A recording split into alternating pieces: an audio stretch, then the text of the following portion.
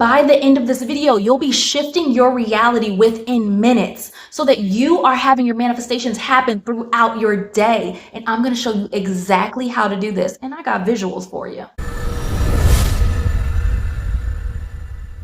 I appreciate you subscribing right down at the bottom so that you can keep on getting your breakthroughs, because you're getting that in every single video that I put out.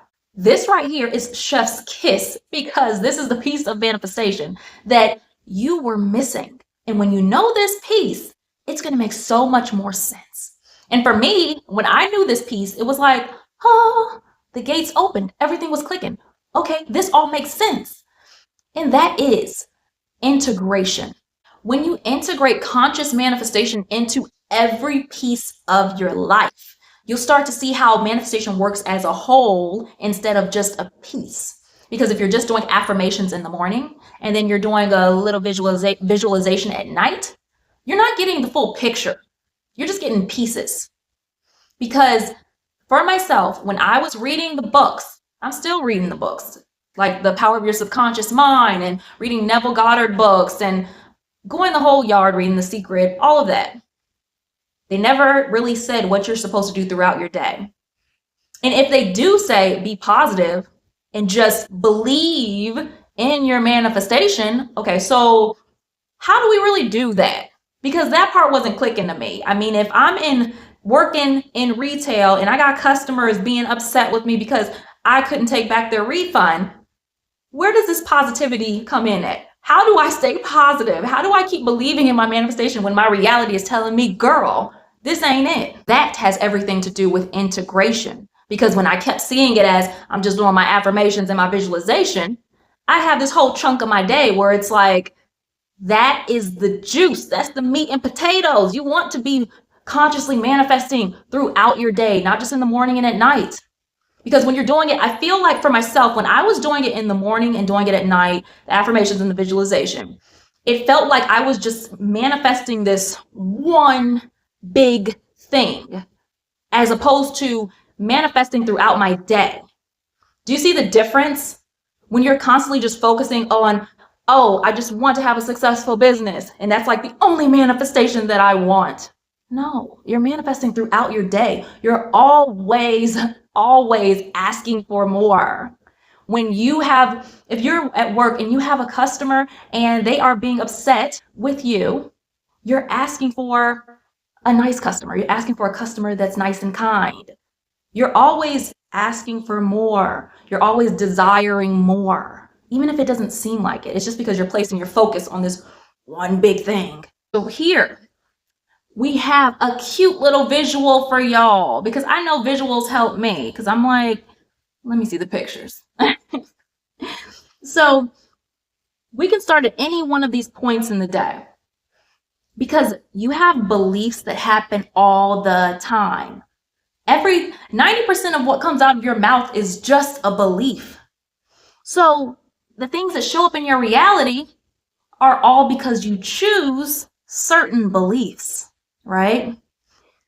So we can start right here, where a bill shows up in your reality.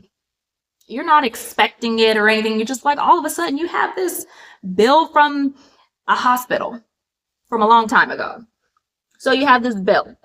And what it does is it triggers an emotion in you.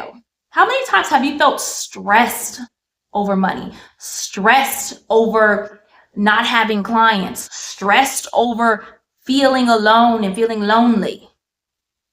That emotion is triggered.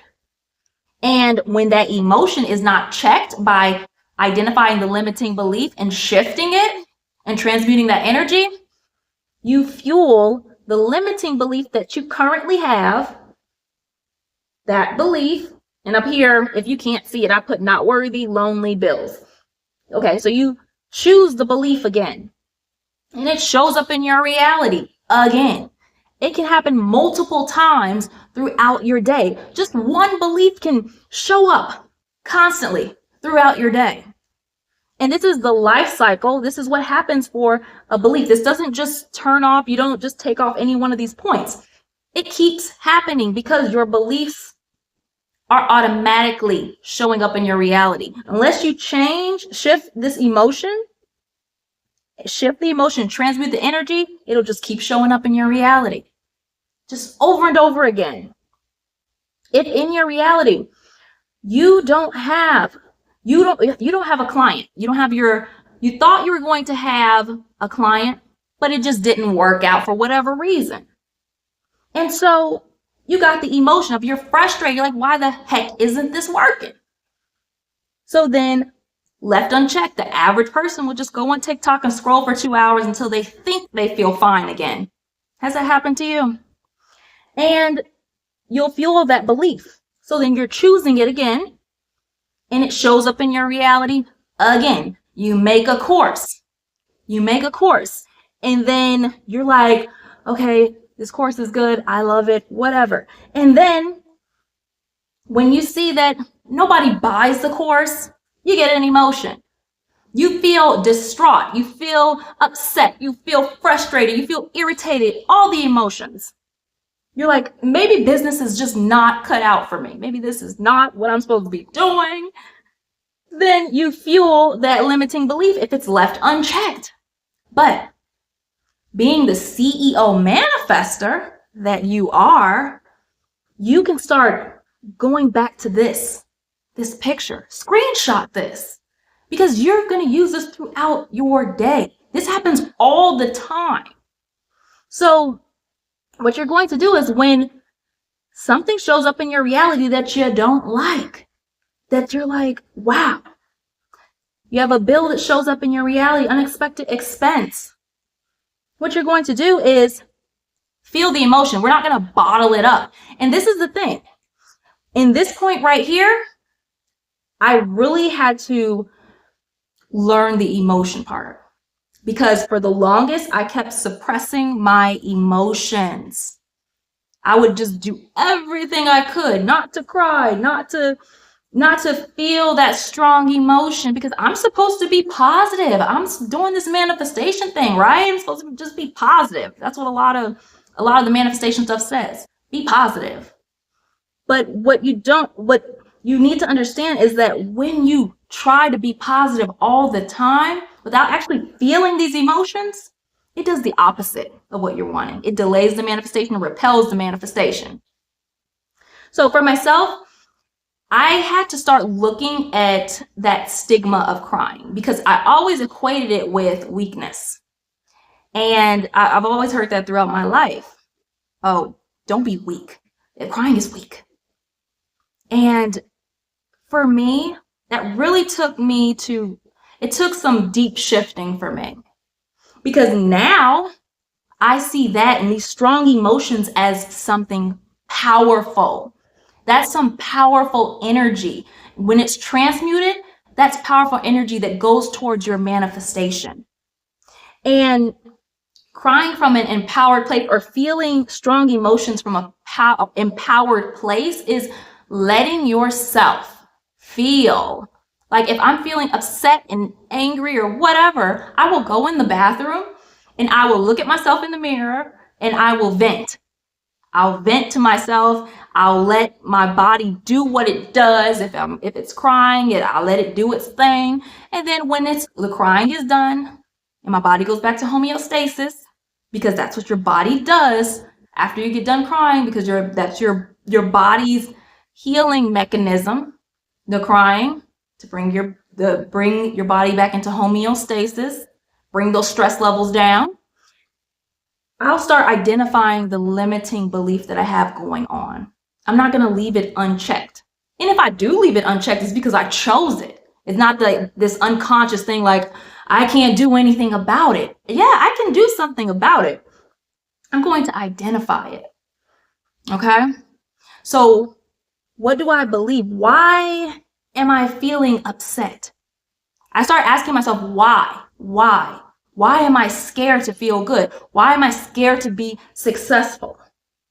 So I ask myself those questions. And then as I keep asking those questions, I peel back the layers until I get to a core limiting belief.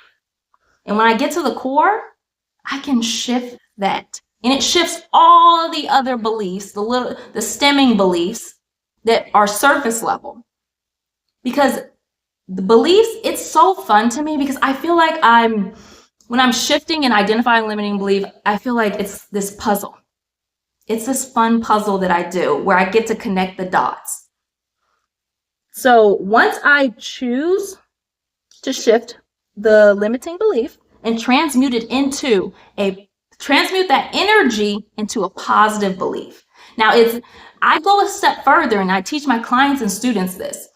So going beyond just reframing a belief is actually transmuting the energy. You wear the energy of that new belief, of that positive belief. Because when you wear the energy, you're shifting in the reality of being the version of yourself who believes and experiences that new belief. So when you shift that belief and you have your positive belief, you will fuel and power on that new belief. So then that brings us here. And that belief that you have will be automatically activated, automatically chosen now, and to show up in your reality. It's like some programming. You shift the programming around, you shift the coding, and boom, you got something else. And when I start using what was in that chart, I stopped looking at my life as, oh, all of this stuff is just happening to me. No, I can go back and I can check my beliefs. It's not that, oh, what I'm seeing in front of me is the actual truth and only the truth and the truth forevermore. No, it is a truth based off of the belief that I have, but it's not the truth. Get it? At a point in time, I was like, YouTube is just not it. Like, how am I going to talk for so long? Like, I'll run out of things to talk about. It doesn't make sense. And it's not the thing for me. At one point in time, I was like that. That's why I was so gung-ho for Instagram for the longest. But that wasn't the truth. It was a truth for me. It's not that it wasn't the truth that I couldn't talk for 10 to 20 minutes. That wasn't an actual fact. What I was speaking was a bunch of limiting beliefs.